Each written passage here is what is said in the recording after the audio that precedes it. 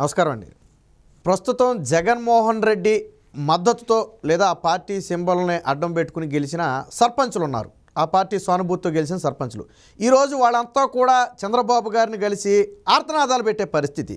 పూర్తిగా ఈ పంచాయతీ వ్యవస్థ నిర్వీర్యమైపోయిందని చెప్పి చంద్రబాబు గారి ముందే కండువాలు తీసి బయటపడేసే పరిస్థితి, వైసీపీ కండువాలు. సో నిజంగా ఎందుకు ఇంత అధ్వాన పరిస్థితి ఈరోజు పంచాయతీల్లో వచ్చిందంటారు? అంటే సుధాకర్ గారు, ఇక్కడ ఒకటి మీరు అర్థం చేసుకోండి. ప్రపంచంలో ప్రపంచ దేశాల్లో ఏ అధ్యక్షుడు వచ్చినా ఏదైనా గ్రామంలో కనుక సభ నిర్వహిస్తే సభాధ్యక్షుడిగా ఉండేది గ్రామ సర్పంచ్. అంటే గ్రామ సర్పంచ్కి అంత విలువ ఉందన్నమాట. ఏ విధంగా శిలాఫలకాలు వేసినా కూడా ఆయన పేరు లేకుండా ఉండదు. ఎవరు వచ్చినా సరే, ప్రధానమంత్రి రావచ్చు, రాష్ట్రపతి గారు రావచ్చు, లేదంటే ప్రపంచ దేశాలకు సంబంధించిన విదేశాలకు సంబంధించిన అధ్యక్షులు రావచ్చు. అయినా సరే అక్కడ ఉన్నటువంటి సర్పంచ్ హోదా అంత గొప్పది. ఎందుకంటే గ్రామాలు సుభిక్షంగా ఉండి గ్రామ అభివృద్ధి చెందితే దేశం అభివృద్ధి చెందింది అనేది వాస్తవం. అవును. మీ పిల్లలు ఇంటర్మీడియట్ మరియు ఎంసెట్ చదువుతూ సబ్జెక్ట్స్లో కన్ఫ్యూజ్ అవుతున్నారా? కాన్ఫిడెన్స్ లెవెల్ తక్కువగా ఉందా? రిపీటెడ్ మిస్టేక్స్ చేస్తున్నారా? అయితే మీకోసమే ఉంది rise app. 1 lakh question bank, performance analysis, online classes by experts, ఇంకా మరెన్నో ఫీచర్స్ తో మీ ముందుకొచ్చింది rise the perfect guide. Description లో ఉన్న లింకును ఉపయోగించి సబ్స్క్రైబ్ అవ్వండి. కాబట్టి పట్టుకొమ్మలు, దేశానికి పట్టుకొమ్మలు ఏంటి? గ్రామాలు. మరి అలాంటి గ్రామంలో సర్పంచ్ అంటే సామాన్య విషయం కాదు. అది ఏ అభివృద్ధి జరిగిందన్నా అక్కడి నుంచి జరగాల. మరి అలాంటిది ఆశపడ్డారు. తెలుగుదేశం పార్టీ ఇక ఏమీ లేదనుకున్నారు వాళ్ళు. మరి ఏ విధమైన ఇబ్బందులు ప్రజలను గురి చేసి వాళ్ళు అధికారంలోకి వచ్చారో వాళ్ళు చూస్తూనే ఉన్నారు. అలాగే స్థానిక సంస్థల ఎన్నికల్లో ఎన్ని అకృత్యాలు జరిగినాయో చూస్తూనే ఉన్నాం. దానికి వీళ్ళు కూడా బాధ్యులే, అందుట్లో ఎలాంటి సందేహం కూడా ఏమీ లేదు. అన్నప్పుడు అంత గెలిచిన వాళ్ళు, ఏదో ఆశలతోటి స్థానిక సంస్థల్లో విజయం సాధించిన వాళ్ళు కూడా ఈరోజు ఆర్తనాదాలు చేస్తున్నారు, ఆహాకారాలు చేస్తున్నారు. ఎందువల్ల ఇది? ఆ రోజు ఒక చిన్న గ్రామంలోనే పోటాపోటీగా ఎన్నికల్లో ఖర్చు పెట్టుకొని గెలిచి, అది ముఖ్యమంత్రిగా అభ్యర్థి కంటే కూడా గొప్ప విషయం అక్కడ గ్రామంలో. ఎందుకంటే తిరిగేది వాళ్లే కాబట్టి. విజయం సాధిస్తే విరవీగుతారు, ఓడిపోతే చాలా బాధపడిపోతూ ఉంటారు. ఆ గ్రామంలో పట్టు నిలుపుకోవడం కోసం మరి వాళ్ళు ఆర్థికంగా కష్టపడ్డారు, ఎంతో కొంత నష్టపోయారు. మరి కష్టపడి గెలిచారు వాళ్ళు. గెలిచిన వాళ్ళు ఈరోజు అక్కడ గ్రామంలో జరుగుతున్న అభివృద్ధి కార్యక్రమాలకు సంబంధించి అప్పులు తీసుకొచ్చి, వాళ్ళ స్తోమతకు మించి అప్పులు తీసుకొచ్చి, ఎందుకంటే గ్రామంలో అడుగుతారు కదా, ముఖ్యమంత్రి గారిని అడగలేరు కదా. రోజు కనపడతాడు కదా గ్రామ సర్పంచ్ ఊళ్ళో, ఏమయ్యా మురుక్కాల బాగలేదు, లేకపోతే మంచినీరు రావటం లేదు, దోమలు వస్తూ ఉన్నాయి, రోడ్లు బాగలేవు, ఇవే కదా అడిగేది.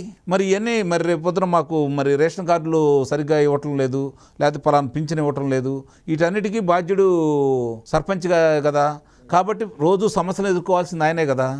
ఈరోజు ఎన్నో ఆశలతో గెలిపించిన ప్రజలు కావచ్చు, వీళ్ళు నమ్ముకున్న ప్రభుత్వం కావచ్చు, నిర్లక్ష్యం చేసి వాళ్ళని అన్యాయం చేస్తున్న తర్వాత ఈరోజు వాళ్ళు పనులు చేశారు. చాలా ప్రాంతాల్లో సొంత డబ్బులు పెట్టుకుని పనులు చేశారు. ఆ డబ్బులు కూడా రావట్లేదు. ఇప్పుడు కేంద్రం ఇచ్చినటువంటి నిధులు కూడా వెనక్కి తీసుకున్నారు వాళ్ళతో సంబంధం లేకుండా. ఇవన్నీ చూసిన తర్వాత రేపు పొద్దున గ్రామాల్లో చేయాల్సింది వాళ్లే కదా, ఎదుర్కోవాల్సింది వాళ్లే కదా.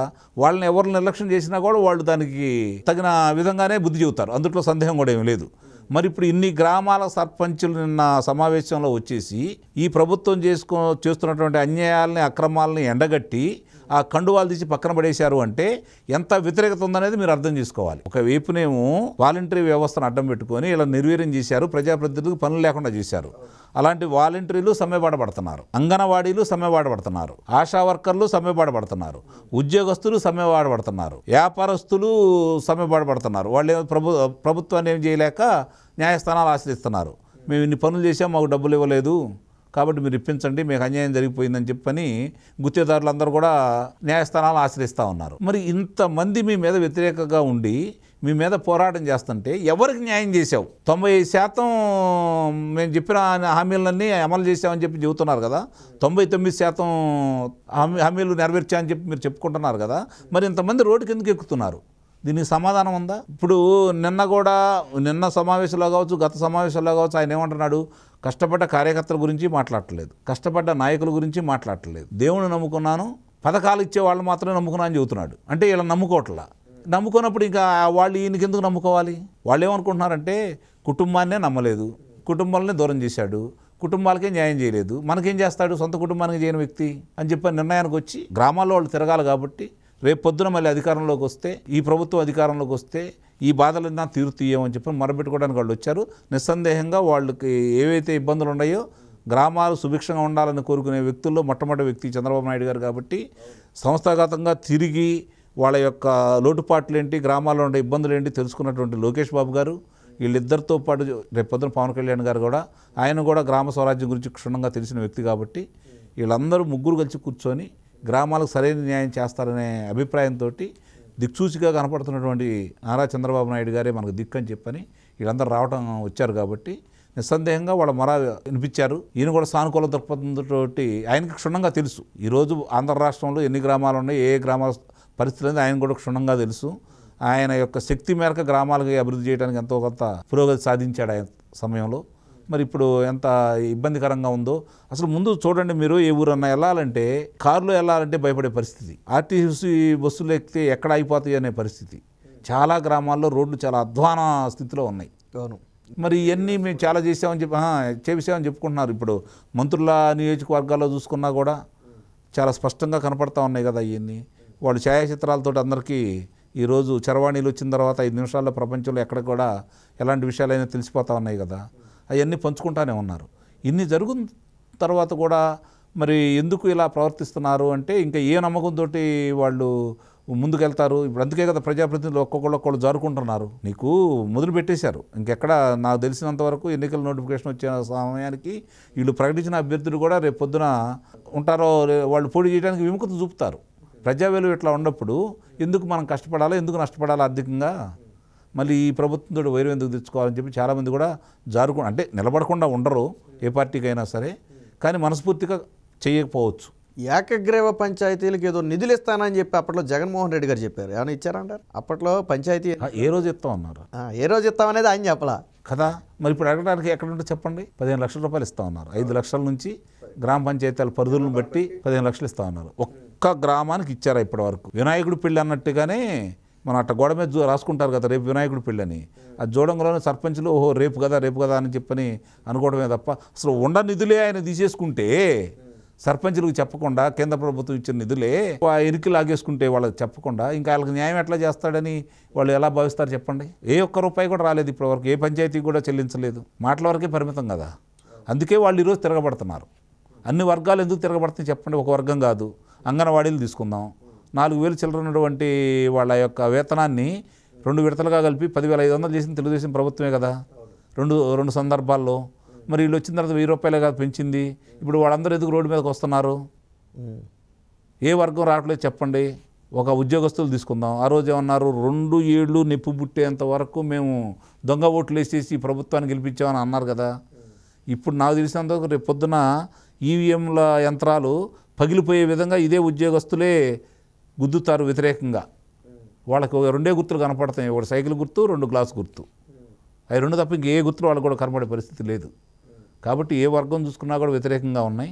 ప్రజాభిప్రాయం ఇంత వ్యతిరేకత తీసుకున్న మూట కట్టుకున్న ప్రభుత్వం ఈ మధ్యకాలంలో ఎక్కడా లేదు. కాబట్టి అందరూ కూడా ఒక వర్గం అని కాదండి. ఇప్పుడు సర్పంచ్లే కాదు, స్థానిక సంస్థ ప్రతినిధులే కాదు, అన్ని కులాలు, అన్ని మతాలు, అన్ని వర్గాల వారు చాలా కోపద్రికులై ఉన్నారు. ప్రభుత్వాన్ని ఎంత తొందరగా దించాలని చెప్పని ఇప్పుడు ప్రపంచవ్యాప్తంగా మీరు గుర్తుపెట్టుకోండి.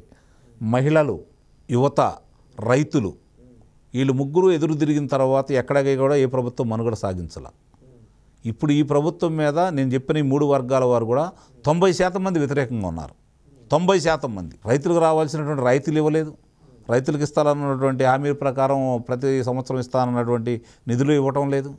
మరి రైతులకు సంబంధించిన బ్యాంకుల్లో రుణాలు తీసుకుంటా ఉంటే దానికి ఇంతకుముందు తెలుగుదేశం ప్రభుత్వం ఒక ఎకరం కనుక మెట్టభూమి పెట్టి 1,00,000 రూపాయలు రైతు తీసుకుంటా ఉంటే మళ్ళీ మార్చి 31వ తారీఖు లోపు కనుక సకాలంలో రుణం అంటే 1,00,000 రూపాయలు చెల్లిస్తే వడ్డీ రాయితీ ఉంది ఆ రోజు.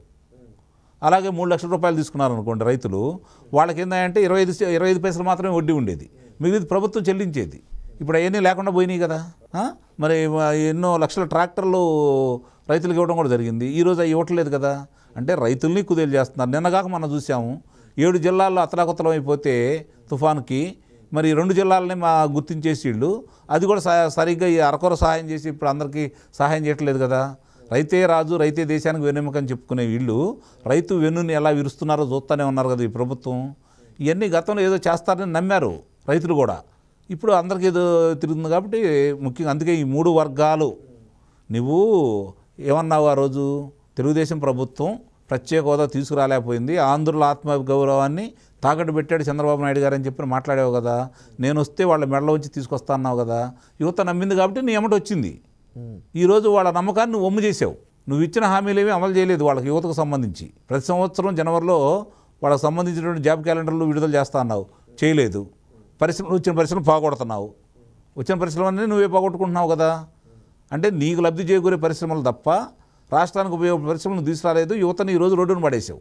ఏ కర్ణాటకో, ఏ తమిళనాడో, ఇక్కడ ఉన్నటువంటి తెలంగాణ ప్రాంతానికో, లేకపోతే మహారాష్ట్రకో వాళ్ళు వలస వెళ్తున్నారే తప్ప ఇక్కడ నువ్వు పరిశ్రమలు తీసుకొచ్చేసి ఉద్యోగ కల్పన చేయలేదు కదా. మరి ఈరోజు వాళ్ళు ఎదురు తిరుగుతున్న సమయం సందర్భం కోసం చూస్తూనే ఉన్నారు. అలాగే మహిళలు గృహాన్ని సారథులు వాళ్లే కదా, ఏ ఇబ్బందులు వచ్చినా సరే.